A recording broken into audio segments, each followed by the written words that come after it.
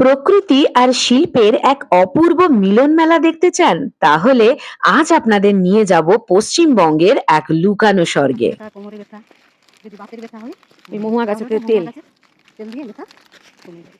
জঙ্গলের বুক চিরে আঁকাবাঁকা পথ, আর সেই পথের বাঁকে বাঁকে ছড়িয়ে আছে রহস্যময় সব পাহাড় আর পাথর। এই পাথরের গায়ে লুকিয়ে আছে অদ্ভুত সব কারুকাজ। তারপর তোমার বৈরা গাছ, এটা ওই যে তেলেনটা, আচ্ছা বইরা। ওই যে বলে বৈরা হতো কি বলে তো? হুম হুম হুম আচ্ছা আচ্ছা বয়রা হর্তকি। আমরা হাঁটছি সেই অজানা পথে, ভেতর দিয়ে পুরো রাস্তা হ্যাঁ, আছে। এগুলোর মধ্যে আমরা কাঠপুড়িয়া বলে এটা দিয়ে যাওয়া যায় একদম, কিন্তু ৩-৪ ঘন্টা সময় লাগবে। সে তো অনেকটাই তো লাগবে। একদম টপে গেছে।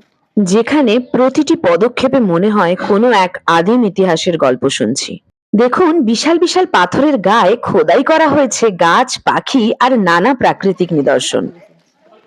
গাছের ডালে পাখি বসে আছে, দেখো পাথর খোদাই করে জঙ্গলের দিগুলো মতো করেছে। বানানো আছে। আর এগুলো হচ্ছে পাখি। এগুলো হচ্ছে পায়রা পাখি।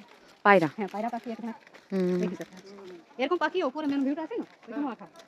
মানে ওটা শিল্পীর নিপুণ ছোঁয়ায় পাথরগুলো যেন কথা বলছে। পাহাড়ের এই চড়াই উতরাই পেরিয়ে যখন উপরের দিকে তাকাবেন, মুগ্ধ না হয়ে পারবেন না। প্রকৃতির এই শান্ত পরিবেশে হারিয়ে যাওয়ার আনন্দই আলাদা। এখানে এসে মনে হলো জীবনটা যেন কিছুটা সময়ের জন্য থমকে গেছে।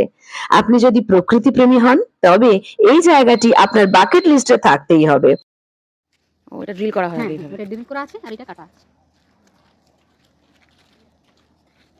এটা আরো রং টং করবে না?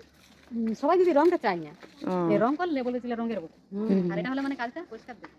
ওইগুলোতে হরিণ রং করা আছে। এখন বানাই ভিডিওটি ভালো লাগলে শেয়ার করতে ভুলবেন না। দেখা হচ্ছে পরবর্তী ভিডিওতে।